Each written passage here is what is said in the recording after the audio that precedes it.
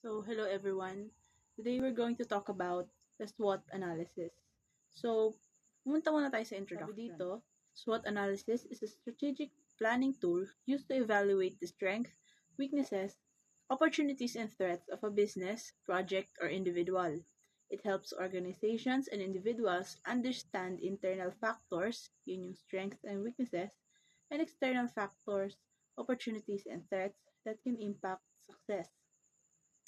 By identifying these elements, SWOT analysis allows for better decision-making, planning, and resource allocation to maximize advantages and address challenges effectively. It's widely used in business but also in personal development in various industries for improving performance and strategy.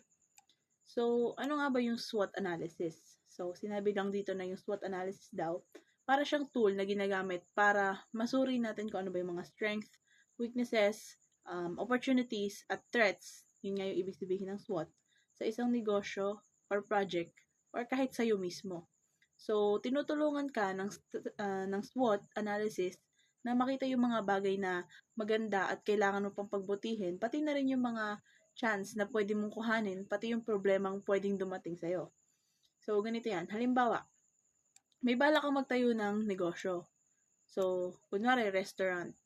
Bago ka magsimula, gamitin mo yung SWOT analysis para malaman mo yung mga bagay na makakatulong at yung mga pwede mong harapin na challenges sa pagtatayo ng negosyo na yun. Parang naghahanda ka para hindi ka ma-surprise sa anumang pwedeng mangyari. Paano ba ito gumagana? Unahin natin yung strength. Bibigyan ko lang siya ng konting pahapyaw kasi i-discuss naman siya ng mga kagrupo ko mamaya.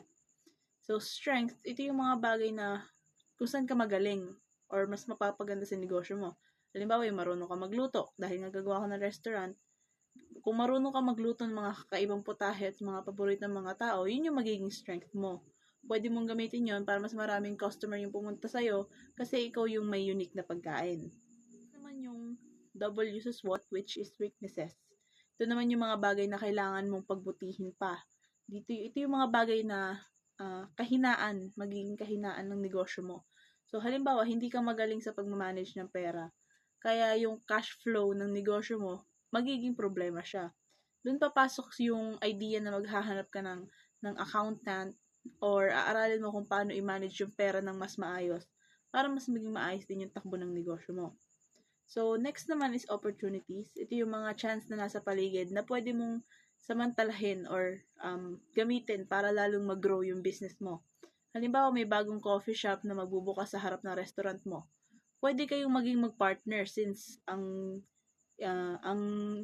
ino-offer mo naman is pagkain at ang coffee shop ang ino-offer niya is pang merienda na pagkain.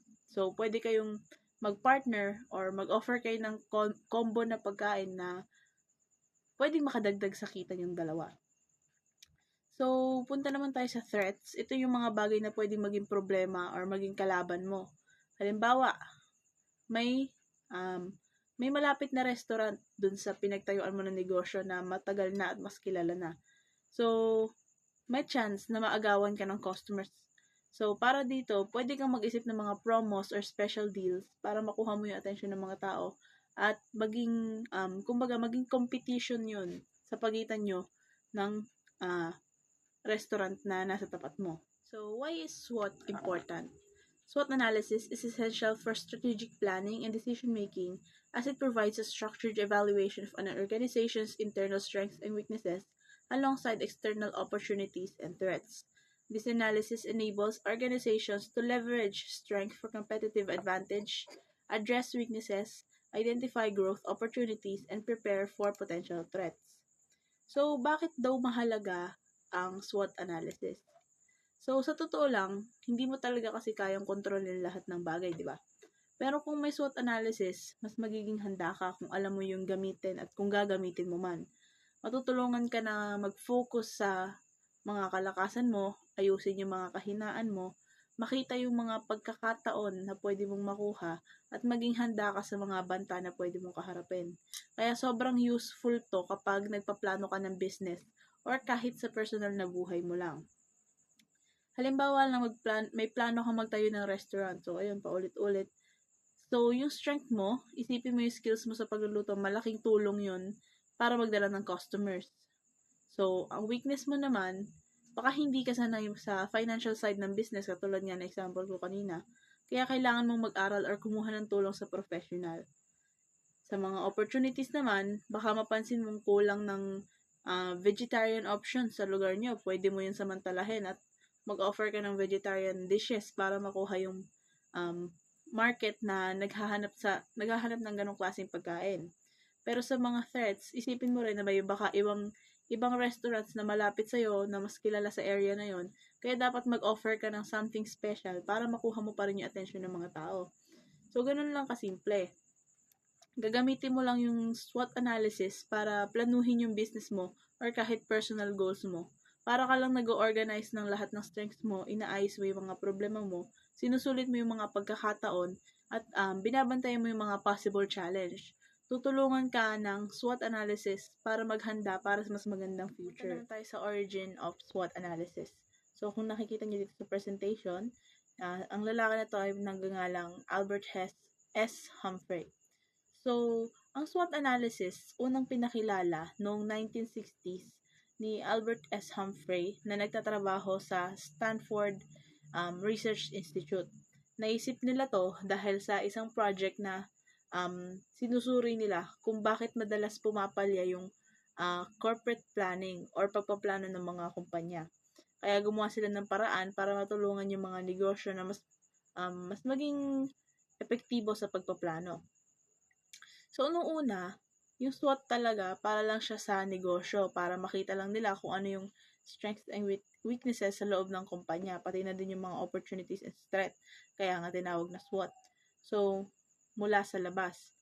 Pero habang tumatagal, nagagamit, hindi lang sa negosyo nagagamit, pero pati na rin sa personal na buhay or sa iba pang industries, ginagamit na rin yung SWOT para mas maayos yung maging decision making. So, dahil simple lang, pero malalim ang insight na nakukuha mula sa SWOT analysis, naging popular to bilang isang tool para masuri yung mga sitwasyon at makapagplano ng maayos. Strengths. Strengths are the internal attributes and resources of an organization that gives a competitive advantage in the marketplace. Ang strengths daw ay ang mga internal na kakayanan, resources, at katangian ng isang organisasyon na nagbibigay dito ng competitive edge. Kasama rito ang malakas na brand, skilled workforce, technological na expertise, operational efficiency, at financial resources. Sa pamamagitan ng strengths, nakakapag-differentiate ang kumpanya sa mga kalaban.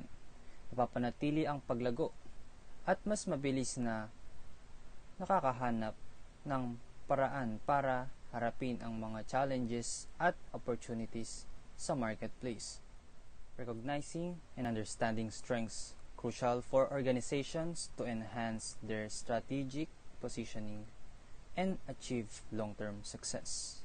Ang recognize at pag-unawa sa strengths ay mahalaga para malaman ng mga organisasyon kung saan sila magaling.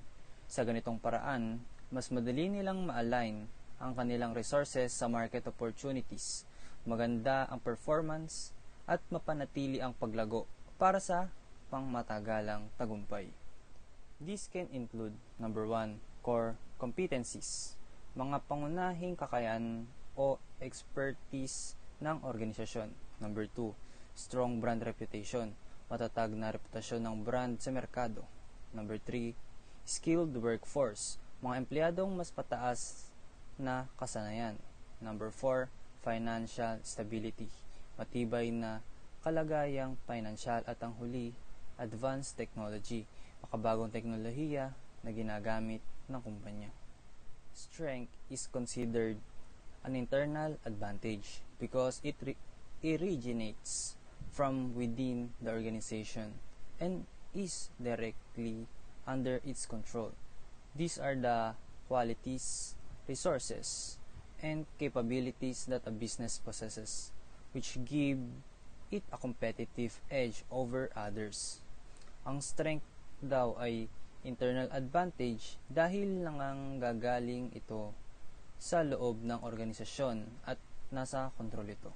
Kasama rito ang mga katangiang resources at kakayanan na nagbibigay sa negosyo ng edge laban sa mga kalaban sa merkado. Here, the four examples of strength includes: Number 1, skilled employees. Mga empleyadong may mataas na kasanayan. Number 2 is proprietary technology o teknolohiyang pagmamay-ari ng kumpanya. Pangatlo is strong brand reputation, matatag na reputasyon ng brand. At ang huli ay financial stability, matibay na kalagayang financial. Dahil ang strengths ay internal, maaari itong pagyamanin at gamitin para mapabuti ang performance. Sa pamamagitan ng pagdevelop ng mga strengths na ito, makakasamantalang ang mga organisasyon sa mga oportunidad sa merkado at makakamit ang kanilang strategic goals. Weakness. Weakness is referred to international limitation or challenge that hinder organization performance or competitive position. These are the areas that the business is lacking compared to its competitors or where it needs to improve. Weakness is a business context, refers to international factor that can be negatively affects on organization performance or competitive position. This could be include limitation in resources, skills, or process that put the business at disadvantage compared to the competitors. Common example of weakness: limited brand recognition, inefficient process, lack of experience, weak online presence. This weakness can be improved over time, but addressing them often requires strategic planning and investment. Identify the weakness is essential. It allows organization to address vulnerabilities, improve performance, and prevent potential threats exploiting these internal shortcomings. Identifying the weakness is crucial for organization because it enables them to productively address the international challenge before they escalate into a bigger issues. By recognizing vulnerabilities, companies can be focused on areas that need to improve, thus enhancing their overall performance. Here's why the identify weakness is important: mitigation of risk, improve efficiency, competitive edge, informed decision making, adaptability. Overall, identity weaknesses allow business to turn potential threats into opportunities for an improvement. This can be include weakness can be include factors such as outdated technology, poor customer service, financial stability, inefficient process, or weak brand reputation. Weakness are considered as international challenge because they are arise from the within the organization and negatively impact its performance or ability to compete. This can be include inefficient resources skill, gaps for poor management, or ineffective process. Since weaknesses are internal, they can be often addressed and improved through the strategic action, like investing in new technologies, improving training programs, or restricting operation. Recognizing this international challenge is a critical for minimizing risk and improve overall effectivities. Weakness can be considered international challenge because the system factors within the organization that hinder the ability to operate efficiency and compete effectively. This international factor can limit the growth and success, making crucial the business to recognize and address them. Key example of international weakness include insufficient resources. Limited financial, human, or physical resources can be prevent a business from expanding, innovating, or delivering high-quality product or service. Skill gaps.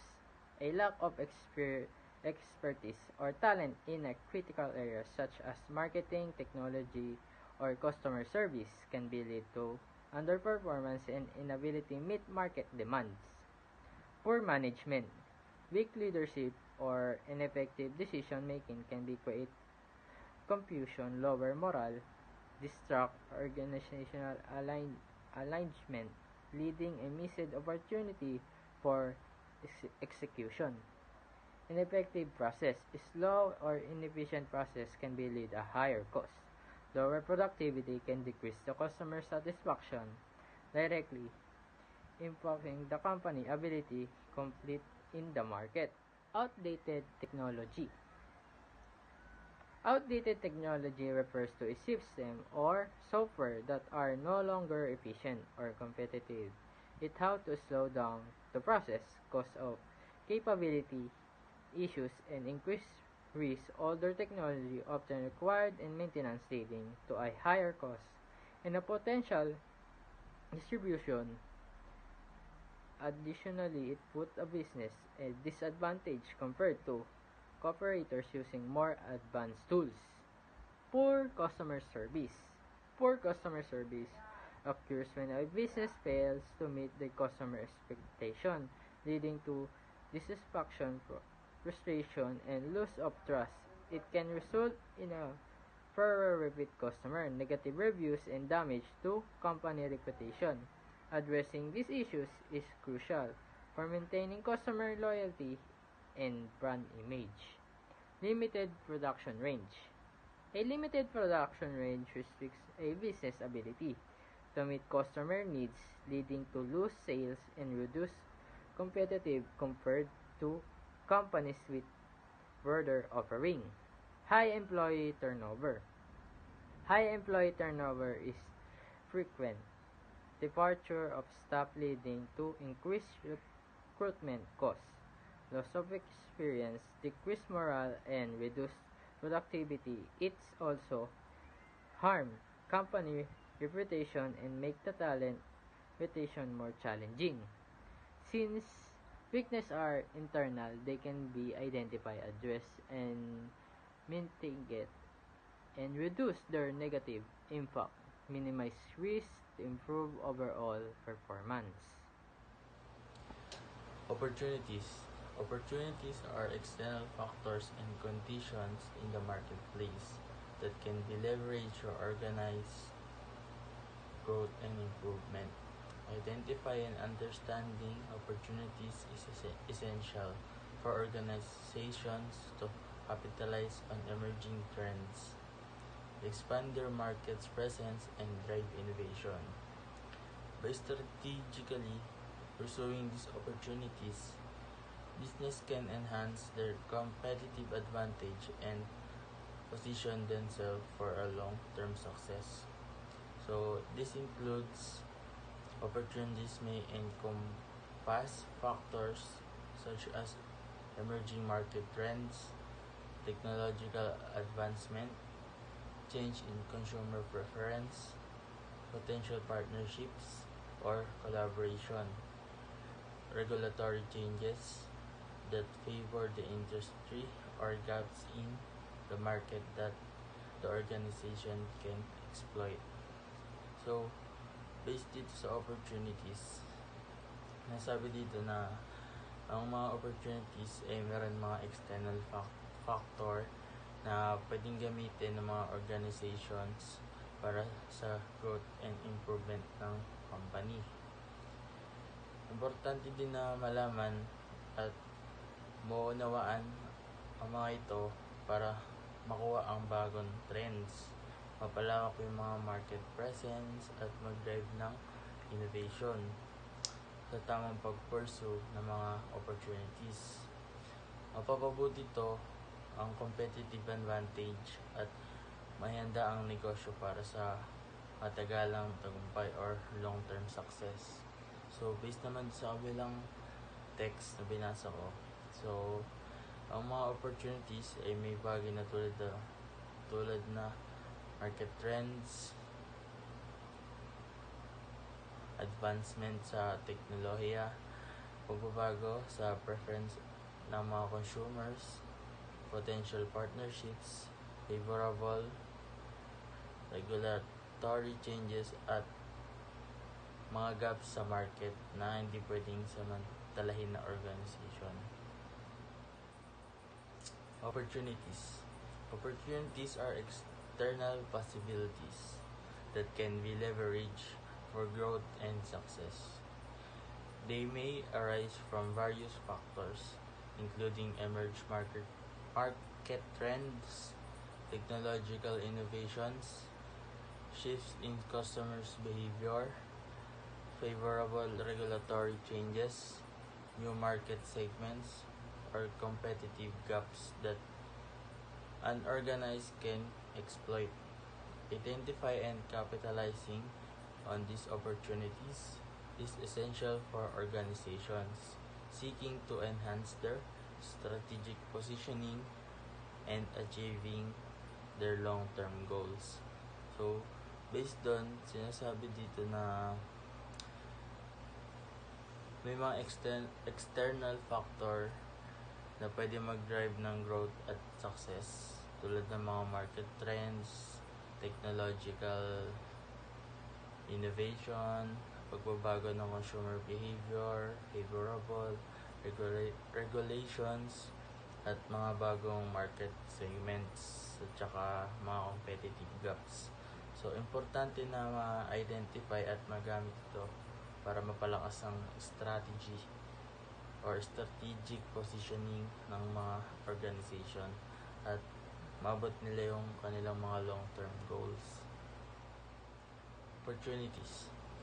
Example of opportunities includes partnership or alliance, market gaps or unmet needs, increased demand for sustainable products, economic recovery trends.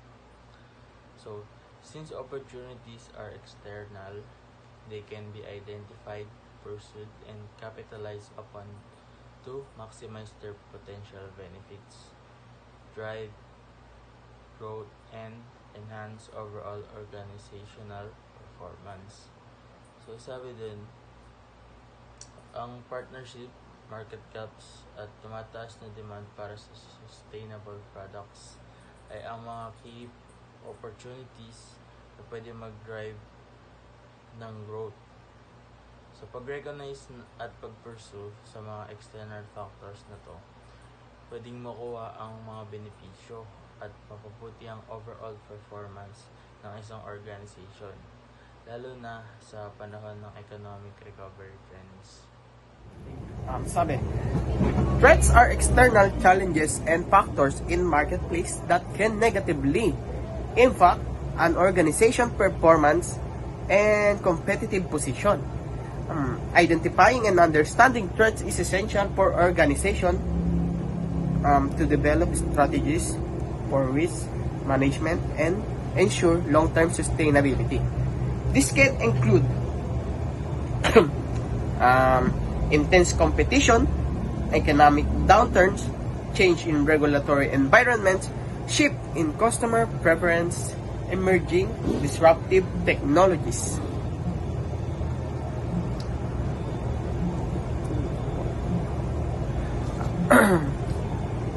The text defines threats are external challenges that can harm an organization, performance, and competitive edge. Recognizing and analyzing these threats is vital for organization to create effective risk management strategies that support long-term sustainability. It lists several specific threats such as strong competition, economic challenges, consumer preference, and disruptive technologies, highlighting the various factors that organization must navigate. Okay, that's good. Threats are external risks that can adversely affect an organization, performance, and market position. They may emerge from various factors including intense competition, economic downturns, changes in regulatory frameworks, shift in consumer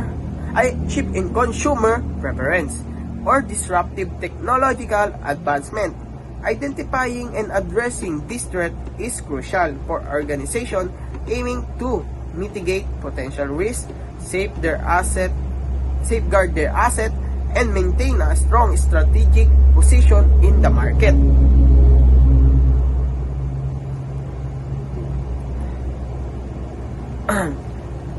The sentence emphasizes that threats originate outside the organization. It's from the outside the organization and can significantly impact its success. It lists specific sources of these threats, illustrating their diversity. The need for organization to identify and manage this risk is crucial for ensuring stability and competitiveness in the market. This proactive approach helps organizations protect their resources and adapt to changing conditions. Example of threats includes intense competition, economic recession, changing regulatory policies, shift in consumer preference. Since threats are external, they can identify, assess, and address to mitigate their potential risk, safeguard organizational assets, and ensure a long-term stability and resilience. The listed threats: intense competition, economic recession, changing in regulatory policies, and shift in consumer preference represent an external factor that can negatively affect an organization because these threats are external. Organization can proactively identify and evaluate them to understand their potential impact. By assessing this risk, companies can develop strategies to mitigate their effects, such as adapting their business model, improving operational efficiency, and enhancing customer engagement. This proactive approach helps safeguard organizational asset and foster long-term stability and resilience, allowing the organization to navigate challenges and remain competitive in a dynamic market environment. Implications. How can strengths be leveraged to capitalize on opportunities? Strengths can be leveraged to capitalize on opportunities by using internal advantages, such as skilled employees, strong brand recognition, and financial resources to pursue new market trends and innovation, thereby driving growth and enhancing competitiveness. So imagine mo may negosyo ka na maganda na yung takbo. Meron ka ng mga bagay na nagpapalakas sa'yo tulad ng mga empleyado, mga kilalang brand at magandang financial resources. Ito yung mga strength na hindi dapat nakatenga. Pwede mo silang gamitin para mas makakuha ka pa ng mga opportunities na dumadating. Halimbawa, dahil magaling yung empleyado mo, kaya nyo mag-adapt ng mga bago at uso sa market. Kung may bagong trend or innovation, mas mabilis nyo mapag-aaralan at matutupad dahil sa expertise ng team. So, sa ganitong paraan, mas makakahabol ka sa competition o kaya mapapangunahan mo pa yung mga kalaban mo. So, kung malakas naman yung brand mo, halimbawa, kilala ka na ng mga tao, pwede mo yung gamitin para mag-introduce ng bagong produkto dahil tiwala na yung mga tao sa brand mo. Mas madali nilang matatanggap yung mga bago mong offer. So, kahit pa bago yun sa market. So, mas malaki yung chance na mag-grow at kumita yung negosyo mo. Ganon din naman sa pera. Kung maganda yung cash flow or malaki yung financial resources mo, mas may kakayahan kang mag-invest sa mga bagong opportunities. Halimbawa, pwede kang bumili ng bagong equipment para sumabay ka sa modern na paggawa or pwede mo rin namang expand yung negosyo mo sa iba't ibang lugar. So, bottom line, kung meron kang malakas na foundation sa negosyo, mas may kakayahan ka na mag-take advantage ng mga pagkakataon na pwedeng magpalago sa'yo. Yung mga kalakasan mo, yun yung magiging tools mo para mas lumaki at maging competitive pa sa market. Strategies to address weaknesses and mitigate potential threats. Addressing weaknesses involves implementing strategies such as employee training, process improvement, and technology upgrades to enhance overall performance. To mitigate threats, organizations should conduct risk assessment, diversifying their offerings, and strengthening relationships with suppliers. By focusing on these areas, businesses can rebuild resilience and maintain a competitive edge in the market. So, kapag nakita mo na yung mga weaknesses ng negosyo mo, hindi ibig sabihin na tatanggapin mo na lang sila agad. Pwede mo yung ayusin or pagbutihin mo or i-improve mo yung mga bagay na to para hindi sila maging hindrance or hadlang sa tagumpay mo. Halimbawa na lang, kung napansin mo na may gap sa skills ng mga empleyado mo, pwede kang gumawa ng paraan or mag-hire ng mga tao na pwede silang i-train para gumaling sila dun sa area na kailangan sila. So, kung yung mga proseso sa negosyo ay medyo magulo or luma na, pwede kang mag-implement ng improvement para maging mas efficient at mas mabilis yung trabaho. At kung yung technology mo ay outdated na, pwede mo itong i-upgrade para makasabay ka sa mga competition. Sa kabilang banda naman, para ma-handle mo yung mga threats, mahalaga na lagi kang handa. Pwede kang gumawa ng risk assessments para makita kung ano yung mga possible na problema or kalaban na pwedeng sumulpot. Halimbawa, kung may bagong competitor na lumalakas, kailangan mong pag-aralan kung paano sila nakaka-apekto sa'yo. Isang paraan yung pag-diversify ng offerings mo. Ibig sabihin, mag-offer ka ng iba't ibang produkto or serbisyo para hindi isa lang yung focus mo. Example na to, kung may bakery ka na nakadepende ka lang sa tinapay, baka para mapalaki, pwede kang magbenta ng cake or pastries para mas marami maging options ng customer mo. Huwag din kalimutan yung pakikipagrelasyon sa suppliers or pakikipag-partner. Mas lalakas yung negosyo mo kung solid yung relationship mo sa mga nagbibigay ng supplies or ingredients dahil siguradong mas maging magandang term ka at stable yung daloy ng resources mo. Kung maganda yung samahan nyo, mas mabilis kang makaka-react kapag may issue sa supply chain. So, sa madaling salita, kung yung business ay nakapokus sa pag-aayos sa kahinaan at pag-iwas sa mga threats, magiging mas matibay at handa yung business mo sa anumang problema. Sa ganung paraan, mas kaya mong makipagsabayan, saka hindi ka madaling mapapabagsak ng mga kalaban or ng mga external factors. So, why is SWOT useful? Nakalista dito yung mga dahilan kung bakit useful ang SWOT. Number 1, holistic view. So, holistic view, ibig sabihin, ang SWOT analysis ay nagbibigay siya ng, kumbaga, kabuuang picture ng sitwasyon mo. Hindi lang sa kung ano yung maganda, pero pati yung mga challenges. Para ka lang naglalakad, or sabihin natin, para kang lumilipad. Tapos, nasa iyo yung tinatawag na bird's eye view. So, kita mo lahat. Yung mga matibay na aspect mo, which is strength, mga bagay na dapat mo i-improve, which is weaknesses, yung mga opportunities na pwede mong kunin, at yung threats na kailangan mong bantayan. So, number 2 is strategic planning. Sa planning, kailangan mo ng diskarte. Dito papasok yung SWOT analysis kasi tutulungan ka niya makita kung saan ka nga ba dapat mag-focus. Pwede mong gamitin yung strengths mo para i-maximize yung opportunities at labanan yung threats, habang inaayos mo yung weaknesses mo para hindi siya makaka-apekto sa strategy mo. So, number 3 is informed decision making. Kapag alam mo na lahat ng factors, mas madali ka makakapag-desisyon ng tama. So, gamit yung SWOT analysis, hindi ka basta-basta magdedesisyon. Magiging data-based yung analysis mo, kaya hindi ka magugulat kung may mga bagay man na hindi ka inaasahan kasi nga, kumbaga handa ka na sa kung ano man yung mga bagay na dadating pa. So, number 4 is risk management. Sa pag-analyze ng threats, natutulungan ka ng SWOT analysis sa pagmamanage ng risk. Parang nagiging proactive ka kasi nakikita mo na ahead of time yung mga possible na problema at may mga plano ka na kung paano i-handle yun kung sakali mang dumating sila. So, enhanced collaboration. Kapag gumagamit ng SWOT, magandang tool to para matulungan kayo ng team kasi lahat nagko-contribute iba't ibang perspective, kaya mas kompleto at collaborative yung analysis. Mas makaka-brainstorm kayo ng mga solutions at mga strategies. So, number 6 is resource allocation. Sa SWOT, makikita mo kung saan ka mag-i-invest ng time at pera at effort na hindi siya masasayang. Kung alam mo yung strengths mo, mas madali kang mag-allocate ng resources doon para mas productive at efficient. Pwede mong i-balance kung saan ka mag-i-invest or magtitipid ka ba muna. In short, sa SWOT analysis, parang may mapa ka or may view ka sa kung ano man yung sitwasyon mo. Kaya mas madali kang makakagalaw at hindi ka basta-basta maliligaw o magkakamali.